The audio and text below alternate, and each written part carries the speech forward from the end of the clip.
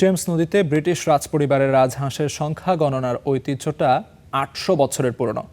শতাব্দী প্রাচীন এই ঐতিহ্যের অংশ হিসেবে ব্রিটেনের রাজা তৃতীয় চার্লসের মালিকানাধীন সব রাজহাঁস গণনা করা হয়।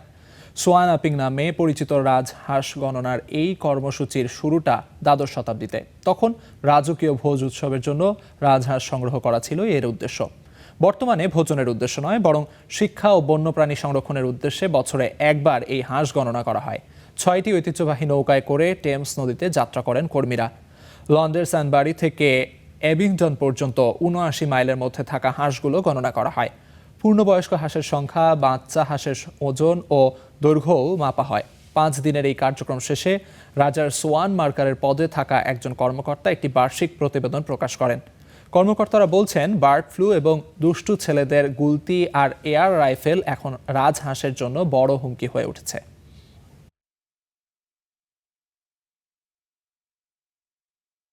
We're here Swan Upping today. ৬টি ঐতিহ্যবাহী নৌকায় করে আমরা নদীর উজানে ৭৯ মাইল পথ অতিক্রম করি। পুরো যাত্রা শেষ করতে ৫ দিন লাগে। আমাদের দলে ১৯ জন সোয়ান আপার রয়েছে। গত বছর আমরা ১১৫টি বাচ্চা রাজহাঁস পেয়েছিলাম। ৩-৪ বছর আগে এই সংখ্যা ছিল ১৪০ থেকে ১৫০। শীতকালে বার্ড ফ্লুর কারণে অনেক হাঁস মারা গেছে। এছাড়া কিশোরদের গুলি করার ঘটনাও বড় সমস্যা।